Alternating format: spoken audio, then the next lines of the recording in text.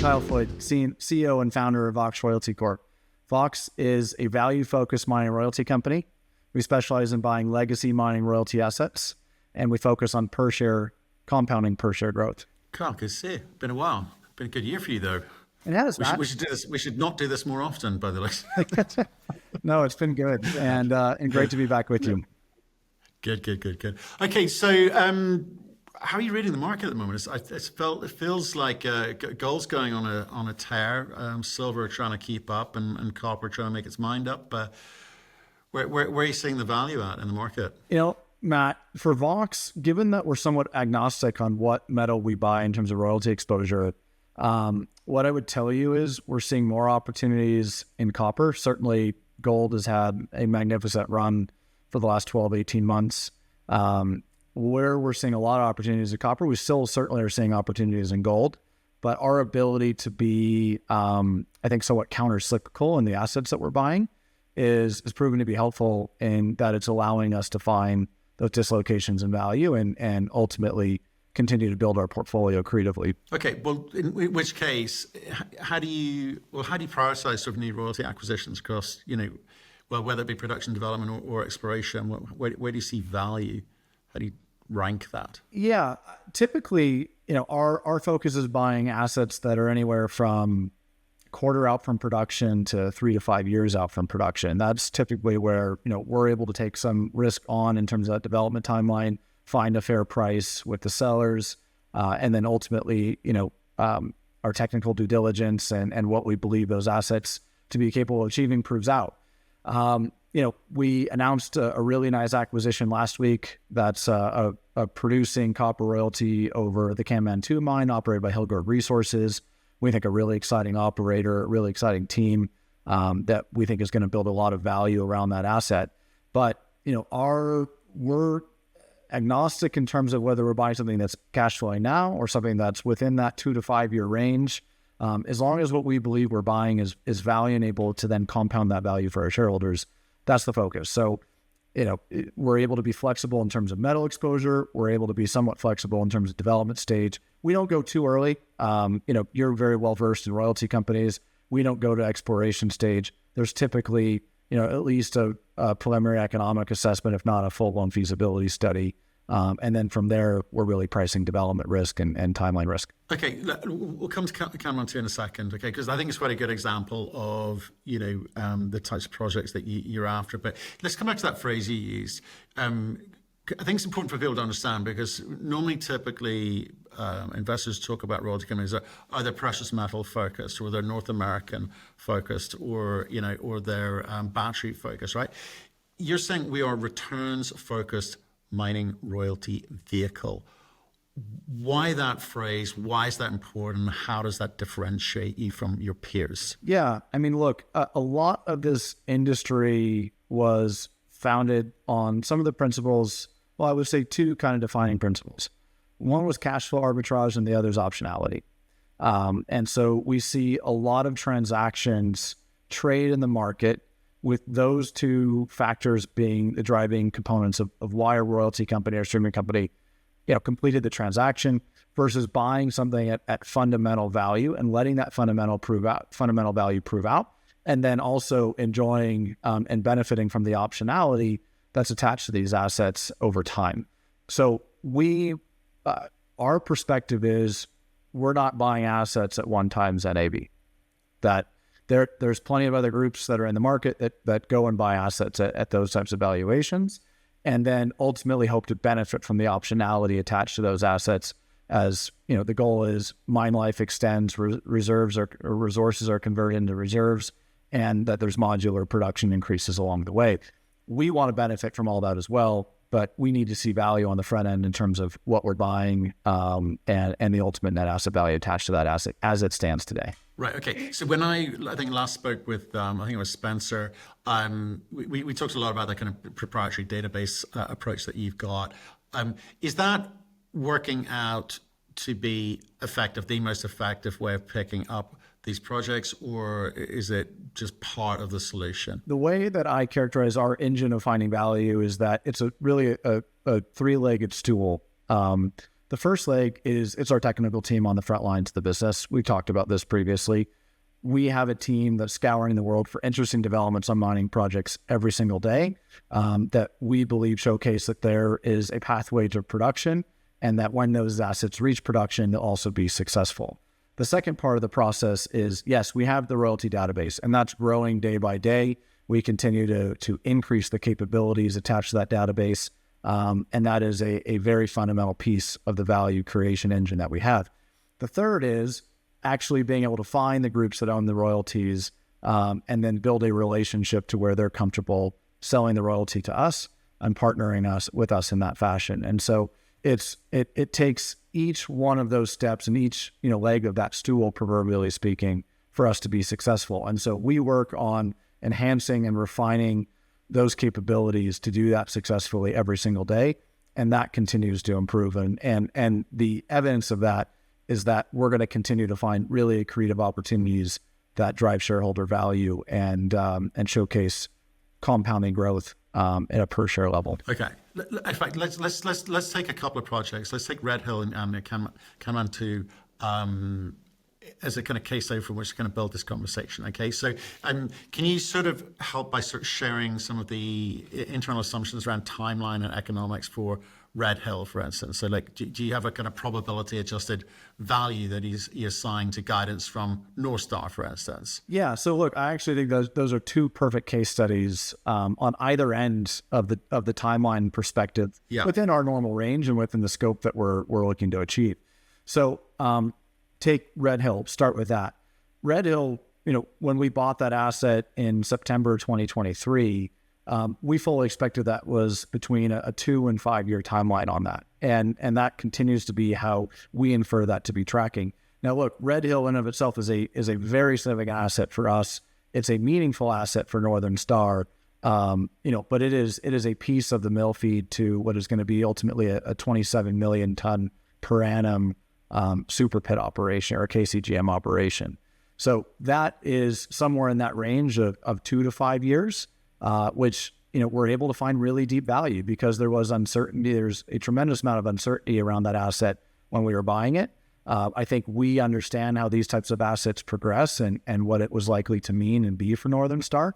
And, we put out a press release recently that, Northern Star is giving enough breadcrumbs to the market to come up with what I would say is a revenue range for this asset that can be $15 million plus per annum. When that starts is still a little opaque. Is it in 18 months when the mill is fully complete and fully expanded, that's probably an 18 to 24 month timeline, or does it feed in a little bit after that? We'll see, but I can tell you in their words alone saying it's a large, low risk, high continuity ore body, and they're giving development assumptions to it. It tells me that, that royalty is tracking well and is going to be very, very meaningful for our shareholders. Right. But how do you, for instance, you can take their word for it, or you can model various kind of mill capacity scenarios. You mentioned 27, and ultimately, what's that look like against 23, and what's the impact of that on your royalty revenue? How conservative do you come at this? Yeah, I mean, look, I think the numbers that we put out have been pretty conservative in terms of how they would produce from this asset. They've given the dimensions of how they would mine it, and enough, I would say, breadcrumbs to get to what we ultimately think will be a royalty that's going to do $15 million at today's metal prices. It would be more than this, but $15 million per annum for a while.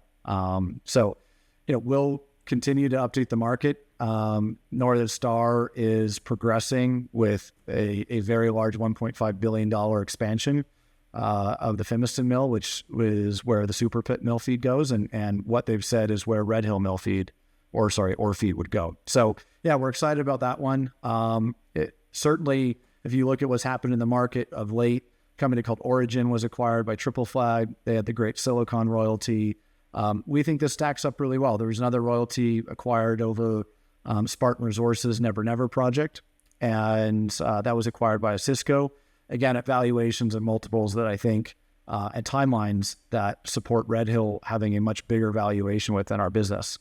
Now, on the other side of that spectrum, we acquired Canan 2. So that's a producing copper royalty, South Australia. and an asset that we really liked because we think the operating team they have there now is fantastic.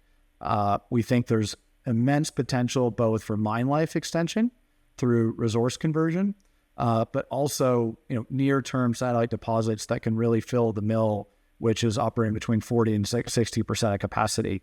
So with that mill having latent capacity to be expanded, we think there's a ton of optionality in what we bought. Plus, we bought the asset, at we think a reasonable discount to its net asset value. And so one that ultimately provides real tangible value for our shareholders now and is going to accomplish, we think is a high degree of successful optionality for our shareholders. So the only thing kind of holding back the mill utilization, I say 40%, is feed. So how do they go about doing that? Have they got a drill program scheduled? Has it funded? So they have a 60,000 meter drill plan programmed, and I believe it's ongoing as of now. And coinciding with that, they are already well advanced in developing another underground source of ore and what will be the stopes around that. So they're doing all the things that a good company should be doing in terms of ultimately opening up more feed to fill the mill. Okay.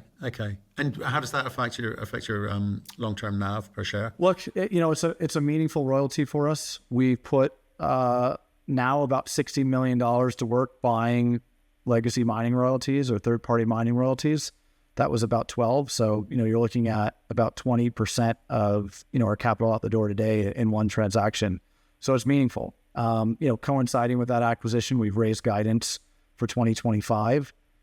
We've seen the switch happen where, we have been different quarters and different years, maybe more predominantly iron ore. Now our gold revenue is growing significantly. And now copper is going to be a big piece of that revenue profile, which we like. We've always wanted and cherished diversification. We have 8 producing assets now, I think 9 pits in total operating. So, as we said, probably when we first started talking, Matt, this was, almost 5 years, probably about 5 years ago now. We had 1 producing asset then. We now have 8 producing assets across 9 different ore bodies and growing. And we've been able to do that, achieving the highest return on invested capital to date. Yeah. Okay. I was going to talk about the. Okay. We'll move on. I was going to talk about what the because the Nugent, the gold dominant Nugent zone there. That's when you look at what's going on in the macro with gold at the moment. Obviously, that's got to affect your thinking. Do you think this price is sustainable? Do you think that, not that you care about whether companies are making margin other than you want them to be in business and be able to drill, do you think these prices are going to suit gold companies at the moment? These prices are an amazing tailwind to the industry, especially in Western Australia. One of the projects I didn't speak about, but probably should have, is Minerals 260 bought the Bullabulling project that was held within Norton Goldfields and a subsidiary of Zijin Mining. That is a really nice royalty for us. That certainly, that transaction was encouraged by a higher metal price. I'm not sure it needs it, but they were able to raise over 100 million Aussie to, I think it's a multiple of 100, but I think it was 220 million Aussie to bring that project to buy it and then now go and develop it. So yes, we're seeing a tailwind from higher gold prices. I think the Australian operators have been better able to capture operating margin over the last 12 to 18 months. The equity markets are open for their mining companies, both large and small. And so we're seeing a tremendous amount of growth and tailwinds as a result of gold in Aussie dollar terms, which is, has surpassed $5,000 an ounce depending on the day. So very, very favorable conditions. It's been very favorable to our royalty portfolio. And so, this market's great for gold exposure, and great for the operators and a royalty company such as Vox. There's a kind of you got to do your time, right? I think in the last year you had a fantastic 12 months, fantastic 18 months, and as you say, it's been coming. It's been a long time coming. I think people like to joke about an overnight success, but if I look at the way that you're going to be able to do business going forward, that interests me greatly, because if you look at Canan 2, that was a kind of fully funded via debt, right? So what do you target your debt to cash flow or debt to EBITDA ratio for projects like this? And do you think you're going to be able to do more deals with this kind of structure going forward? Yeah, that's a really good point, Matt. Look, we have a great cap table right now. We have, the 11.7 million outstanding of debt, but we're sitting on almost $9 million of cash. So, very close to, net debt or zero net debt. We're generating positive free cash flow. 2024 was a record year for positive free cash flow for our business. So we're able to, I think, tolerate some debt and continue to expand the balance sheet and buy assets really accretively using this facility that we have with BMO. It's a 6.8% cost of capital. I would have told you 2 or 3 years ago, our cost of capital, if it's all equity as a micro cap company, certainly in the 20% if we're all being realistic at the table. So that 6.8%, really increases our operating margin and allows us to expand the operating leverage of the firm significantly for our shareholders. So that was really positive. The other thing, Matt, you talked about the patience. We've been very patient. We've had a lot of transactions in the background that we've ultimately punted for various reasons. Some of it due diligence. Ultimately, we didn't believe in the returns and we moved on. But, there's an old Warren Buffett saying that, if it rains gold, don't put out the thimble, put out the bucket. I think we're in a position now where the bucket's ready. I'm not saying the bucket's going to get filled. I think we have a really good pipeline. I'd love to come back to you and tell you that it did rain gold and we put out the bucket and we realized every drop. But let's save that for a future interview. How are things in Australia? Because it kind of feels like, obviously, you know a lot about it. You've got a lot of data there. You've done a lot of deals there. Are you actively seeking to kind of balance your North American exposure, or do you feel you've kind of got an advantage? Look, we believe Australia and specifically Western Australia is the best mining jurisdiction you can possibly have exposure to as a royalty company such as Vox. So we're perfectly fine with being significantly weighted to Australia. Again, it's the returns and the risk has to stack up. And I think that's one of the nuances that we focus on is a lot of returns can look really splashy and really great in this industry, but you need to measure that based on the denominator being the per unit of risk that you're taking on as well. And I think, the market has seen the return on invested capital that we've generated, which has led the industry over the last 5-6 years. But what I would tell you is I think we've done it with a lower per unit of risk as well. We're buying open pits predominantly in Western Australia at really good value on a diversified basis. And I think the market's going to wake up to, it's not that just Vox is outperforming from a returns perspective, it's also doing it with a per unit of risk that's less than most of the industry. Okay. I mean, in terms of Q1 2025 revenue, it was a slight decline. What was that caused by? So we've seen over a 20% drop in iron ore prices, and we've always had a diversified portfolio. But making up for a lot of that has been, since we last spoke, we've had 4 gold deposits go online. So that has made up for a decrease in revenue associated with iron ore. And then we expect that trend to significantly continue. Right. Okay. So you're, in terms of the 2025 guidance, do you look to change that range from 13 to 15 up or down, or are you happy with where you're at? I won't break news here, Matt, changing guidance that we've given, but the guidance has increased over last year now to, or where we started the year. So it's gone from 12 to 14 to 13 to 15. Look, things, I believe are trending well for a lot of the portfolio assets, but I won't break news quite yet on a guidance increase. Okay. A guy's got to ask, hasn't he? He's got to ask. Right. And in which case, just in terms of, you mentioned iron ore there, are there any other kind of commodities that you're avoiding? I get you're focused on returns, but are there any commodities that you'd avoid? We looked at a rare earth royalty earlier this year, and the problem was the returns at a high level could look really interesting.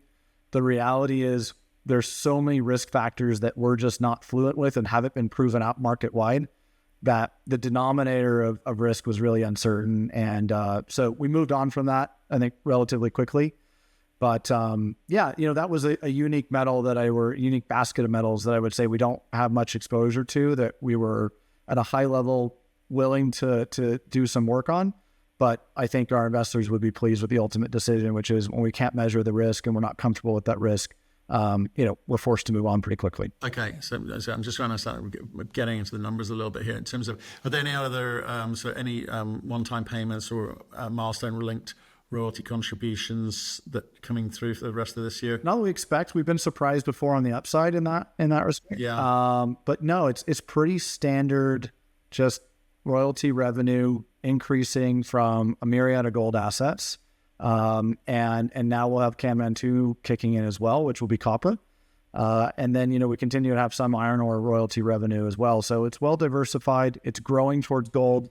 And reminding your viewers and your subscribers, we're usually agnostic on metal. That's generally our take. It's really returns and risk, and are we going to compound value accretively for our shareholders? And so those are the driving forces behind what we do and why we do it. And I'll tell you, right now the fundamentals of the business are very strong, both from the organic growth and what I expect to be able to bring in from a pipeline over the coming quarters and over the next few years. Okay, now you have been dishing out dividends. What percentage of operating cash flow or free cash flow are you targeting for this year's dividend?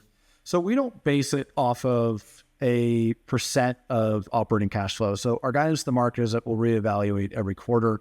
We've the growth rate of the dividend over the last 3 years. We've increased it each of the last 3 years has been about 7%. Now, the way that we think about our business is we will grow our cash flow per share, which has compounded over 60% for the last few years. We will grow our cash flow per share much more at a higher growth rate than we will grow our dividend growth rate. So yes, we have a dividend. Yes, it's one of the more meaningful dividends within the precious metals royalty sector. But as we continue to have really accretive assets to go out and buy, we will use the cash flow that we're generating to go out and buy those assets. Meanwhile, the dividend, we've always expected it to grow, to be sustainable, and we continue to deliver on that. Okay, so there's no circumstances which you'd say if you had a large acquisition opportunity, because I'm not quite sure of the scale of the projects that you're looking at now. Would you ever consider suspending the dividend, or is that now part of the? I think it would be unlikely. I mean, you can never say never when you look out into the future. But I don't. In any board conversations we've had on the subject matter, suspending the dividend has never come up. So, if circumstances change, look, we're pliable. I think how we make decisions is purely based on what do we think increases and maximizes value for our shareholders. If there was a reason to do something with the dividend because we believe that would maximize long-term value, then so be it. But there hasn't been a circumstance that we've, that would require us suspending the dividend. Okay. And what about dual listing and on the ASX? Is that part of the mix? Not in a near-term fashion. It's always an interesting proposition because we have so much Australian exposure to list on the ASX. But it's a little bit of an unknown in terms of how they would treat a pure play kind of, in some ways North American styled royalty company. It's an unknown. So it's hard to do things and you probably get a sense from this conversation. When the risk is unknown or the outcomes are uncertain and that uncertainty doesn't work to your advantage, it's hard to say that there would be strong rationale to doing something. Look, we're on the NASDAQ. We just got included in the Russell 2000 index. We announced that this morning. Our liquidity is increasing significantly. The investor awareness around VOX is increasing significantly. I don't think we have to look at another exchange. And now I think what's ahead of us is possibly the GDXJ as something that we have our sights set on and, would further increase both liquidity and broadening of, our applicability for certain investors. So, I mean, I think you're hitting most of the qualifying components for the GDXJ. So, how do you get that balance between dividends and the share buyback program that you're doing versus acquisitions and so forth? You got to get that balance right if you think that being on that index is going to dramatically change your share register. So what work have you done or are you considering doing to ensure that you do at the GDXJ? So we've just done all the right work to get on the Russell 2000, which is an index in size that absolutely dwarfs the GDXJ. It's more representative of our shareholder base of being value-centered generalist investors. And so, that was really important to us and really naturally occurred as we organically and accretively grew the business. The GDXJ is a little more nuanced because it requires you to have 51% of your revenue as precious revenue. Now, our net asset value is weighted that way. Our trend in terms of annual revenue is going that way. So there are certain acquisitions that we're always looking at that could speed up that trend based on what we're successful in closing. That would be a tangential benefit to certain transactions that are in our crosshairs. But the reality is we're not solving for the GDXJ. It's something that could organically happen for us. I think we'll hit the volume that's needed to be there. And our portfolio trends precious and trends gold with each kind of preceding year. So I do think that's going to be an opportunity for us in the relatively near term. But, we wouldn't sacrifice returns just to be on the GDXJ %. Okay. Yeah, you obviously, do you feel, if you look back 4 years, do you feel like you've got to where you thought you'd get to, or have you learned a thing or two along the way? I mean, hard to quantify. It's been 5 years since we've been public. Hard to quantify how many learnings there's been. Humblings along the way, learnings along the way. The journey isn't over, far from it, but grateful for a lot of the support we've had, you being one of our supporters, Matt, which, always grateful for. So many learnings. And I guess what gets me really excited is I think we've been reflective of both, probably more reflective of our weaknesses and areas for improvement. We're always internally criticizing ourselves, testing our beliefs, testing our biases. And I think what excites me is we're finally at a size and scale and have produced now a platform that when I said earlier, if it rains gold, you want to put out the bucket, not the thimble. We were never in position to have a bucket. And I feel like we have a bucket now. And I think that will be really exciting for our shareholders over the coming quarters and years. Well, Carl, it's been a pleasure to watch you and the company grow over the past few years. You're definitely one of the best royalty companies that we talk to and in fact have analysed. So keep doing what you're doing. I look forward to seeing how you get on this year. Thank you. Thank you, Matt. Always appreciated.